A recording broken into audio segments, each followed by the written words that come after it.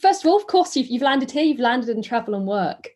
So all of the members have been randomly assigned to a theme to ensure that the group's considering each topic a diverse and representative. And while you might not have chosen this particular one, there will be lots of important aspects to consider here for the future of Scotland, and your contribution is of course going to be really important. And we will all be coming back together, all three of those different work streams, in weekend 5. So you're not just set here for the rest of the time, we'll be coming back together with the bigger group too. But this gives us a brilliant opportunity to really get stuck in on some particular topics. Well, I think we might as well get started. So Kevin and John, I'm going to hand over to you to give us an introduction to the scope of the topic. Okay, thanks very much, Kelly. I'm just going to try and share screens. This is where all the technology hopefully will work very smoothly these days. See if this is working. Let's put that into that. Great. Okay, fine. Well, it's nice to see you all again, and I hope you had a wonderful festive period and that you're all safe and well. We're going to focus today on our travel and work, and obviously you're the travel and work group for the Scottish Climate Assembly, and we're going to spend the next 2 weeks considering these issues. But today we're going to particularly be focusing on travel and exploring ways that we can reduce our emissions and how we can also do this fairly. I think hopefully you'll recall from, try and move to the next slide. Yeah, recall from the last time that we all met that we heard that travel in Scotland is about 40%, represents about 40% of all of Scotland's emissions. And that's principally from cars, road freight, trains, planes, and ships. It's also important to recognise that this particular sector hasn't changed its emissions in 30 years. And that's despite the fact that actually a lot of our vehicles, think about our cars and our buses and trains and so forth, they are much more efficient than they were 30 years ago. But they've got bigger, we go faster, and indeed we of course drive and travel a lot more than we did then. So what we haven't seen is any reduction in those emissions over the last 30 years. It's also worth bearing in mind that actually, unlike many of the other emission sectors, when it comes to transport, the responsibility for those emissions is very unevenly spread amongst different income groups, different socioeconomic groups throughout Scotland. Now, there are lots of technical opportunities across all the modes of transport, whether you're thinking about cars, the planes and so forth. There are lots of opportunities to improve the technologies and reduce the emissions. But these will all take, regardless of which mode you're in, they're going to take many, many years to fully implement, but particularly when you think about aviation and shipping. So technical change and reduced demand technical change will be necessary, but it has to go alongside reducing demand if we're going to cut the emissions from this sector in line with our commitments within the Act and indeed the Paris Agreement. So to help unpick these issues today, we're going to hear from a range of speakers on how we travel on land, but also how the emissions are produced when we're flying.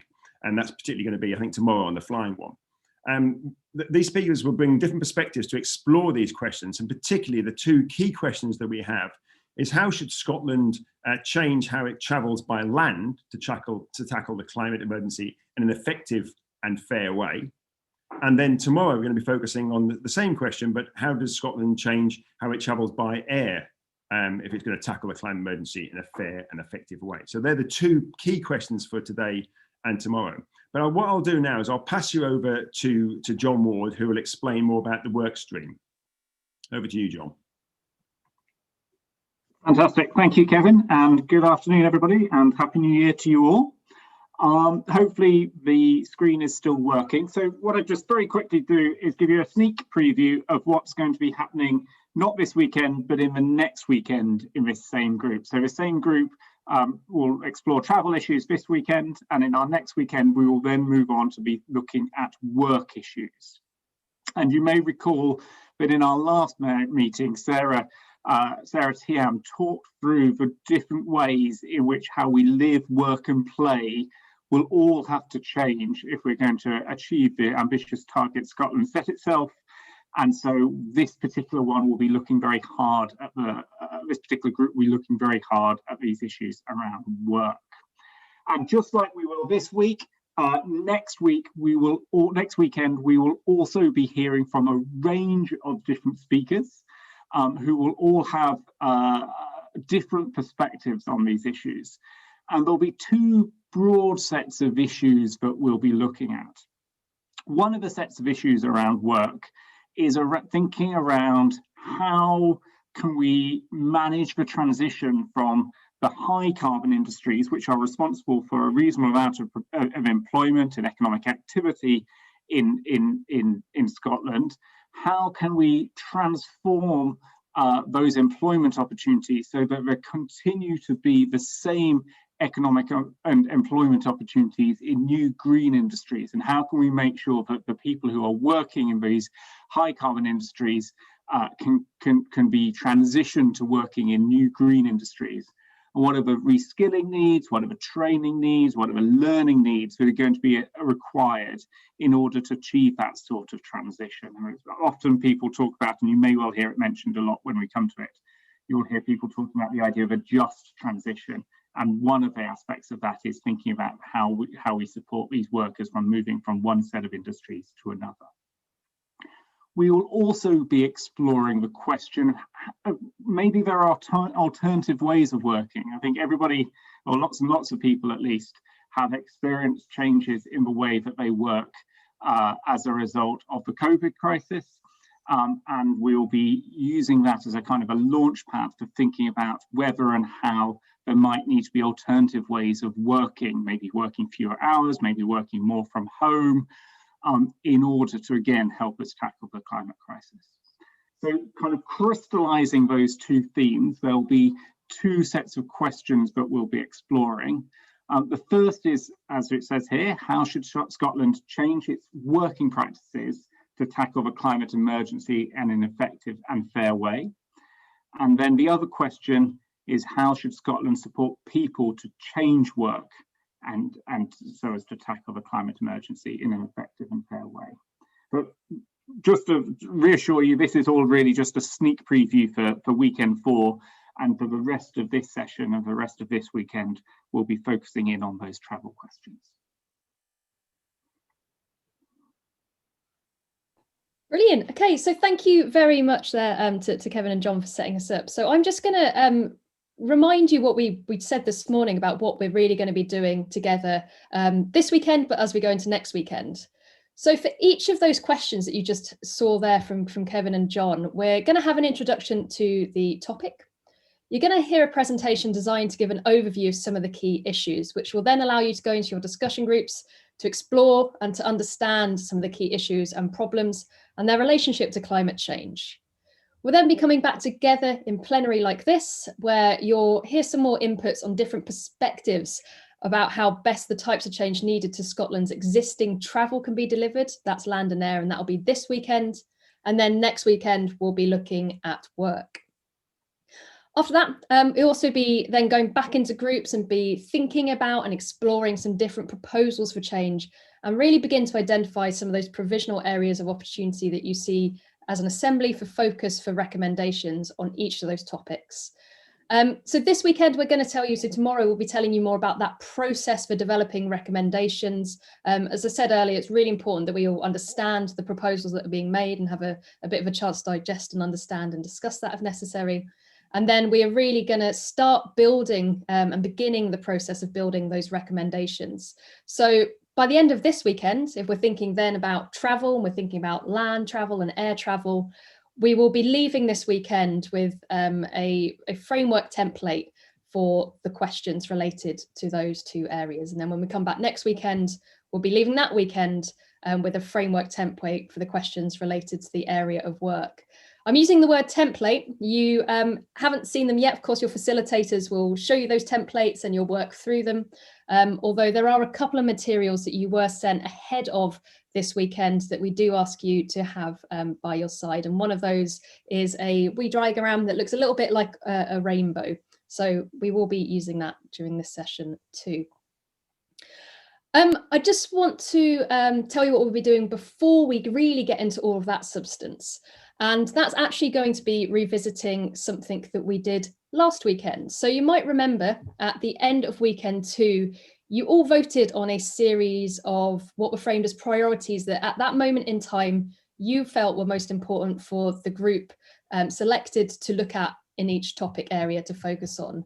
And some of those priorities therefore related to travel, which is our group's focus for this weekend. So what we're going to do now is we're going to go into our breakout groups, and we're just going to remind ourselves of some of those priorities that did come out of last weekend, and just the task that we've been given by the Assembly as a whole. I think it's really important maybe just to say that the priorities, even though they are framed as such that came out last weekend, it's not like they're set in any way for the rest of the process.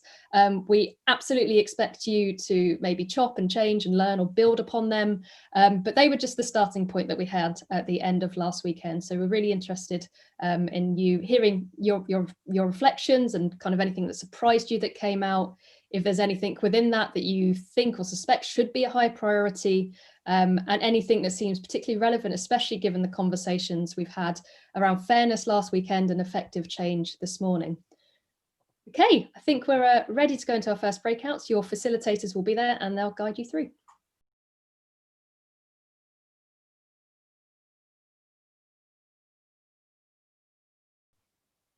Okay, that looks like us all back in the room now. So welcome back, of course. So what we're going to do now is we're going to hear the first of the evidence presentations today to help us to answer the question, how should Scotland change how it travels by land to tackle the climate emergency in an effective and fair way? So just a reminder that there's going to be a little bit of information, well, quite a bit of information really, over the next wee while. So it's really helpful if you have a way of taking notes to hand in a way that works for you. Kevin, can I hand over to you to get started? Okay, yeah, thanks so much, Kelly. Well, the first talk we've got today, which I think is about 9 or 10 minutes long, thereabouts, is by Professor Gillian Annabel. And I think it's fair to say, I hope you won't blush, that she's a world expert when it comes to particularly to land transport and thinking about issues of sustainability and climate change related to how we travel. And she's based at the Institute of Transport Studies at the University of Leeds. And so we'll go straight over to Gillian's video. Well, actually, just quickly, Gillian, can you give us a wave? So we all see, everyone can see who you are. And Kelly, then if we go straight over to the video, please.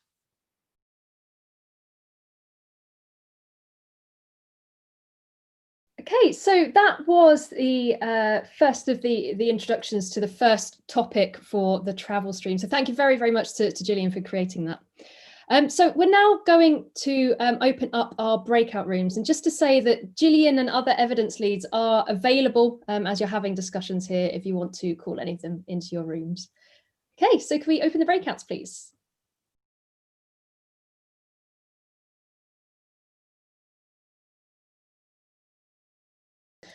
So we are now, of course, moving on to thinking about ways of making change to how Scotland travels by land to tackle the climate emergency in an effective and fair way. So that thread of change has been following through today.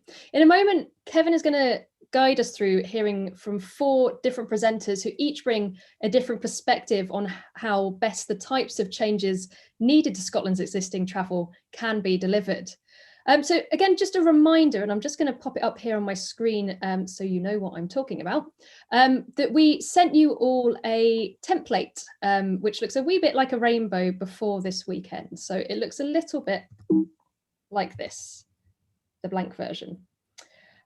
So that template is something we'd like you to use in a way that works for you for this exercise. So it's yours to use should you want it. You might alternatively, if you like writing, write down the headers and maybe jot notes under that, or draw, or do anything that works for you.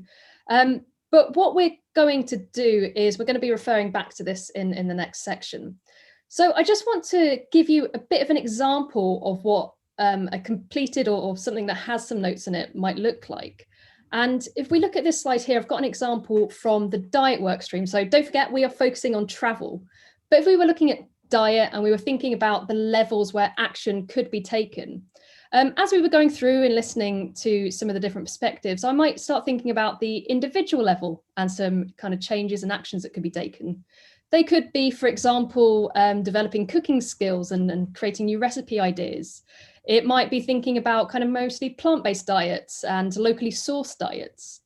And then on my household, my communities and my neighbourhood level, this second ring that we have up here, we might be thinking about actions and changes around perhaps making provisions for community allotments or public urban fruit trees and edible parks.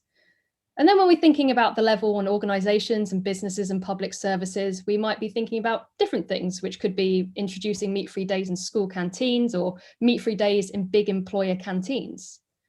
Thinking about public policy, regulation, taxes and incentives, that next arc there, we might start thinking about other things like changes in farming subsidies, marketing and labeling regulation, or maybe something like fishing quota trading schemes. And then on the level looking at society, norms, values and beliefs, so that final arc just there, we might be thinking about actions around attitudes towards convenience or attitudes to meat proteins, or looking at fish as commodity versus wildlife. So try and use this template in a way that works for you, but we are just thinking now about these different levels of change and where action can be taken. Okay, so I'm going to hand over to Kevin now, but as I said, just remember to be prepared to take a few notes in a way that works for you and to focus on what we're exploring here, which is how should Scotland change how it travels by land to tackle the climate emergency in an effective and fair way. Kevin, I'm going to hand over to you to take us through. Okay. I think I'm muted, that's better. Thanks very much, Kelly. As Kelly actually pointed out, we've now got 4 talks from 4 different speakers. They're all about 5 minutes long. And after each short presentation, there's going to be just 1 minute for you to sort of write down what you think are the key salient points that you picked out from that presentation. So be aware that I'll ask you to do that just for that 1 minute after each talk. But we're going to start off with Matt MacDonald, who's from Transform Scotland. He's going to be talking about walking, cycling and public transport as probably the easiest and most affordable options for low carbon travel. So over to you now, Matt.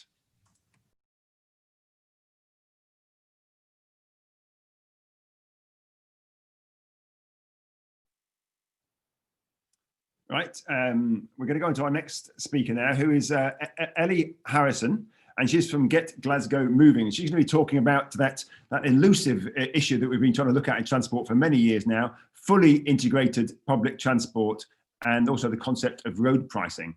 So over to you now, Ellie.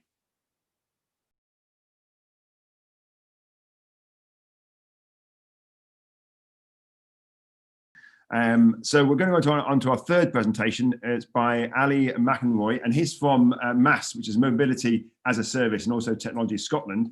And he's going to be talking about the role of technology towards a more sustainable and a more equitable future. So over to Ali's film, please.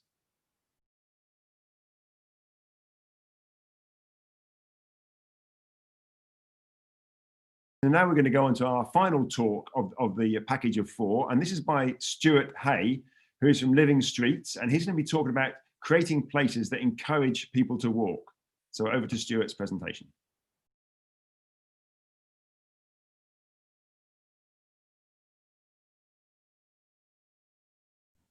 Well, that's that final minute over. So I'm going to pass you over now to some much more professional support. So back with Kelly. Oh, that was great, Kevin. Thank you. So we are actually going to go back into our breakout rooms in just a second there. We're going to close the session and go into the breakouts. But just to let you know that our speakers, so the people that you heard from in those videos, are actually here and they are available to come to your breakout room should you want to ask them any questions or have a chat. So we do have Matt, Ellie, Ali, Stuart, and of course, Kevin with us too. All right, let's open those breakout rooms.